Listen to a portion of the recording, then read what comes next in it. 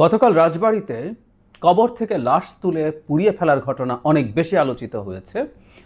সেই কারণে আরেকটা ঘটনার আলোচনা খানিকটা কম হয়েছে, সেটা হলো জাতীয় পার্টি অফিসে গতকালও আবার ভাঙচুর এবং অগ্নিসংযোগ করা হয়েছে। আমরা জানি জাতীয় পার্টিকে নিষিদ্ধ করার জন্য এক ধরনের মুভমেন্ট চলছে। গণ অধিকার পরিষদ প্রাথমিকভাবে সেই মুভমেন্টটা শুরু করেছে এবং সেটা সমর্থন করছে অনেকেই। এনসিপি করছে, জামায়াতে ইসলামী করছে। গতকালই ইনফ্যাক্ট ২৯টা দলের একটা সমাবেশ হয়েছে, সেখান থেকেও জাতীয় পার্টি নিষিদ্ধের আলাপ তোলা হয়েছে। এর মধ্যে বলা বাহুল্য জামায়াতে ইসলামী, এনসিপি, ইসলামী আন্দোলন তারা ছিলেন, সাথে আরও ছোট বাকি দলগুলো মিলে এই আহ্বান জানিয়েছেন। এ পর্যন্ত ঠিক আছে। একটা দল দেশে অপারেট করবে কিনা সেটা নিয়ে কারো না কারো যুক্তি থাকতে পারে, সেই যুক্তি দিয়ে তারা সরকারের কাছে দাবি জানাতে পারেন, আন্দোলন করতে পারেন, তারা চাপ প্রয়োগ করতে পারেন সরকারকে। সরকারের কোনো অফিস ঘেরাও, সরকারের প্রধান উপদেষ্টার কার্যালয় ঘেরাও, বাসভবন ঘেরাও, could be anything. Awami League নিষিদ্ধ করার সময় ঘটনা ঘটেছিল এবং আমরা দেখেছি উপদেষ্টার কার্যালয়ের আশপাশে ১৪৪ ধারা থাকলেও কারো কারো জন্য সেই ধারা ভাঙার সুযোগ আছে। যেন হাসনাত আবদুল্লাহ সেবার সুর করে চলে যেতে পেরেছিলেন। এবারও তারা যাক, যেহেতু এনসিপিও দাবি করছে হাসনাত আবদুল্লাহ বা এরকম কারো কারো জন্য এই পথ সম্ভবত খোলা থাকে, তারা আবার যান, গিয়ে চাপ তৈরি করুন। কিন্তু জাতীয় পার্টি কার্যালয়ের উপরে হামলা বন্ধ করতে হবে এবং সরকারকে আমরা দেখছি এই ব্যাপারে যথেষ্ট কার্যকর পদক্ষেপ নিচ্ছেন না। গতকাল যেটা হয়েছে সেটা হলো, প্রথম আলো রিপোর্টে দেখলাম পুলিশ এবং প্রত্যক্ষদর্শী সূত্র থেকে জানা গেছে ওখানে গণ অধিকার পরিষদেরই মিছিল যাচ্ছিল এবং সেই মিছিল থেকেই হামলা হয়, অগ্নিসংযোগ করা হয়। আমরা খেয়াল করবো এর আগেও জাতীয় পার্টি অফিসকে কেন্দ্র করে গণ অধিকার পরিষদের মুভমেন্ট হয়েছে এবং সেখানের পরবর্তীতে সেখানে না, নিজের অফিসের সামনে জনাব নুরুল হক নূরের উপরে বিভৎস বর্বরচিত হামলা হয়েছে, যে হামলার তীব্র প্রতিবাদ আমরা করেছি, কোনো ইফস অ্যান্ড বাটস ছাড়া। ওটা হতে পারে না। কিন্তু একই সাথে তখনও বলেছি এবং এখনও বলছি, গণ অধিকার পরিষদ বাড়াবাড়ি করছে এটা। ইয়াস, এ কথাটা আমরা বলবো। জাতীয় পার্টি নিষিদ্ধ করা নিয়ে তাদের দাবি থাকতে পারে, সেই দাবির জন্য আবারও বলছি বিভিন্ন জায়গায় তারা কর্মসূচি দিতে পারেন, কিন্তু এইসব হামলা ভাঙচুর দেশের একটা অ্যানার্কি তৈরি করারই চেষ্টা বলে আমি মনে করি। এবং আমরা রিসেন্ট সময় একটার পর একটা ঘটনাকে যদি একত্র করি, সেক্ষেত্রে গণ অধিকার পরিষদকেও এর দায় নিতে হবে।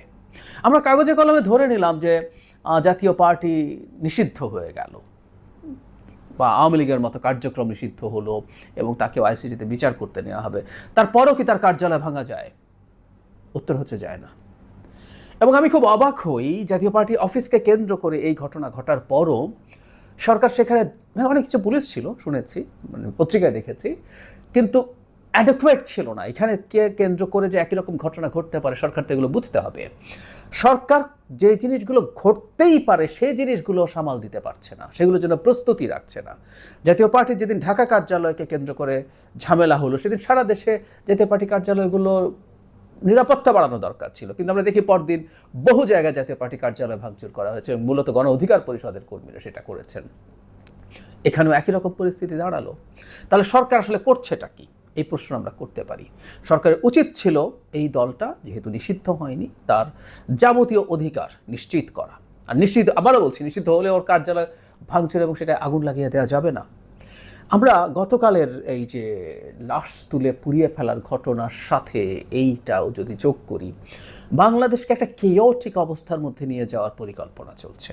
যারা নির্বাচন বানচাল করতে চান, নিজের পক্ষে পিছিয়ে দিতে চান, অথবা ওই যে বলছে একটা চাপ প্রয়োগ করে বিএনপির কাছ থেকে লেভারেজ আনতে চান, তারা দেশে একটা কেওস তৈরির চেষ্টা করছেন। It's very clear.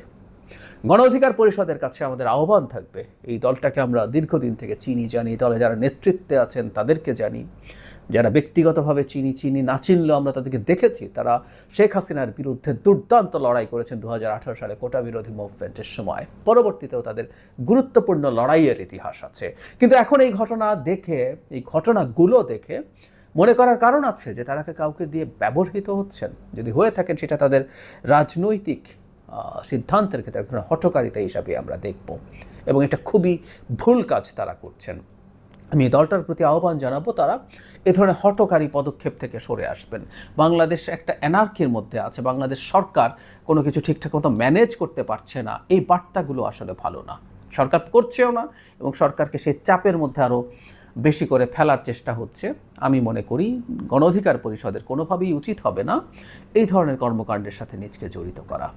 ওটুকু বলে আবারও শেষ করি, তাদের দাবি থাকতেই পারে।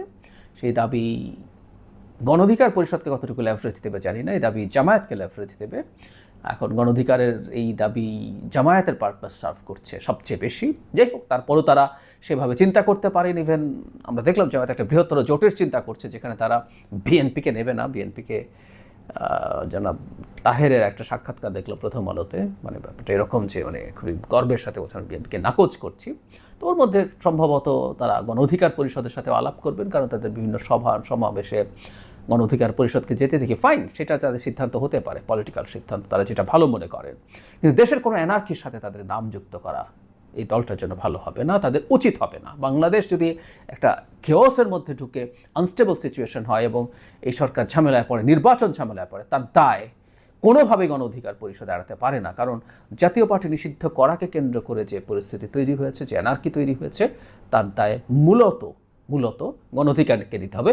পেছনে যদিও আমরা অনুমান করতে পারি অন্য কেউ আছে, কিন্তু সামনে যেহেতু তারা আছেন, দায় প্রধানত তাদের দিকেই যাবে।